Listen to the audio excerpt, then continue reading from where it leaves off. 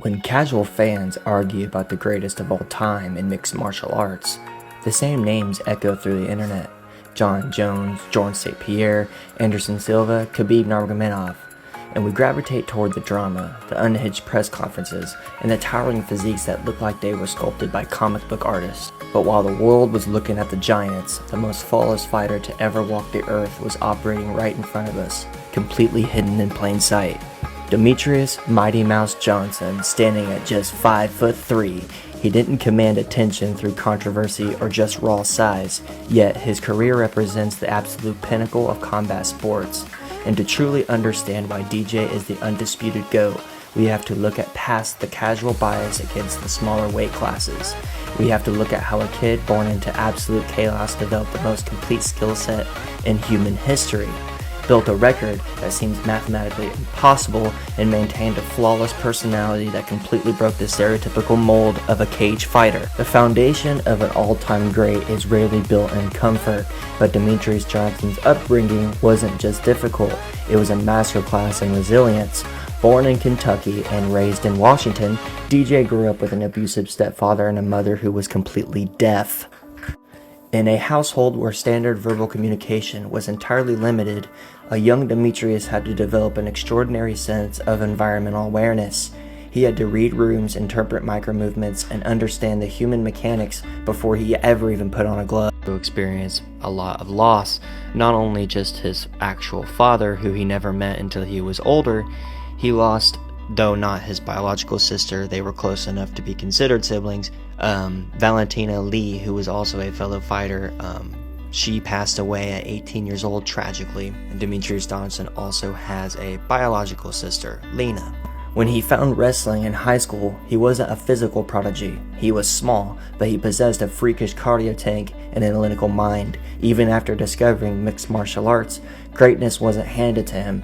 For years, DJ balanced a brutal 40-hour work week at a warehouse factory with full-time professional training. He would grind on concrete floors all day, breathing in dust, and then run straight to the gym and spark sparring partners. His specific background did something very vital: eliminated his ego. DJ didn't fight for fame, he fought for efficiency and survival. Under legendary coach Matt Hume, he didn't just learn how to punch or grapple, he learned how to treat MMA like a complex science.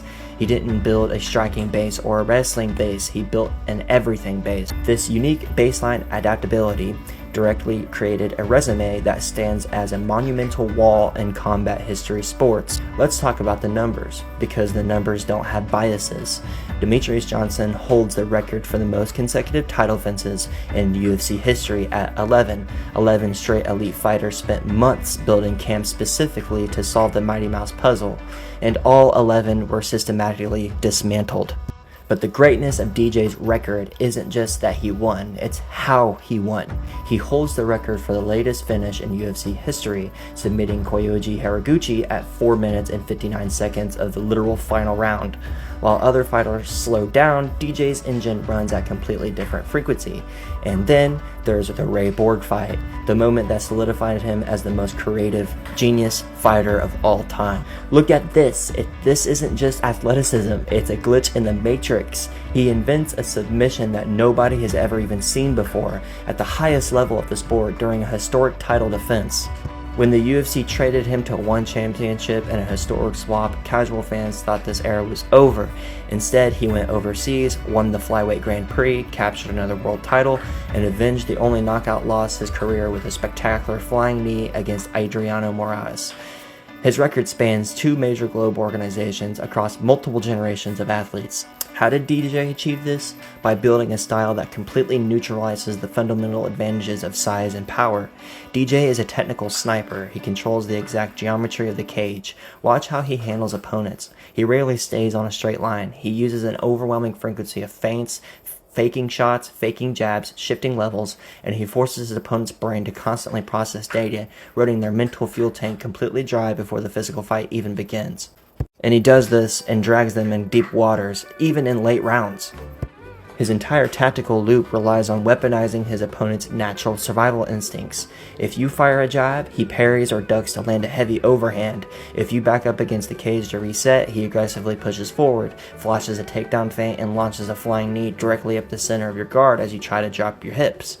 He turns your own defensive reactions into a trap. Because his transitions between striking, wrestling, and submission grappling are entirely seamless, he doesn't have a single structural blind spot. He can fight you at long range with leg kicks, crush you in the clinch with hand fighting, or float on your back on the canvas. He is a universal problem with zero solutions. Despite holding a historic resume, the biggest reason DJ was often overlooked by the mainstream media is the exact thing that makes him the most unique: his personality. Modern combat sports operate like blood-soaked Roman coliseums. Promoters demand drama, manufactured hatred, and toxic personas to sell pay-per-views. And Demetrius Johnson completely refused to play that game. He is a family man, an avid gamer, and a consummate professional. He never talked trash to build a fake narrative. He viewed fighting strictly as an art form and not a high-level job to provide for his wife and children. When he officially retired from MMA, he didn't do it because his skills were washed out. He walked away at the absolute pinnacle of his career because he chose longevity, cognitive health, and being present for his son's football games over an extra paycheck. In a sport that routinely breaks people's souls, leaves them broke, and corrupts their character, DJ walked out completely untethered, completely healthy, and universally respected by every single peer in the industry. If your definition of the greatest of all time requires a fighter to be a towering giant who screams at cameras and courts controversy, then Demetrius Johnson will never be your GOAT.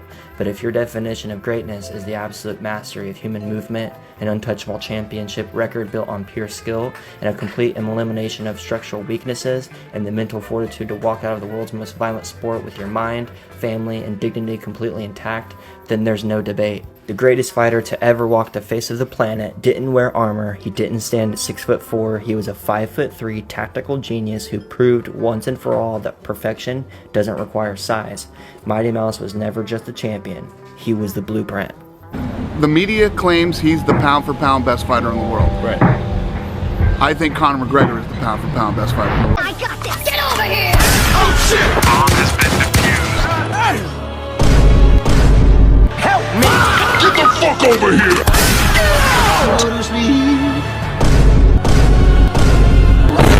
But I cannot see I'm legally blind.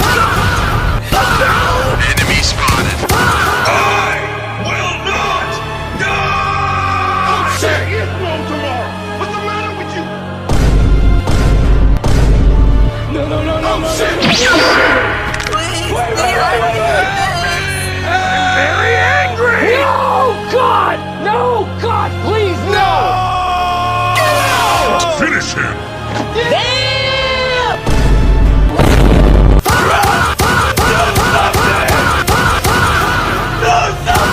This is Obama! Get down! But I cannot see I'm legally blind. Oh my god! Oh, I did it! Triple kill!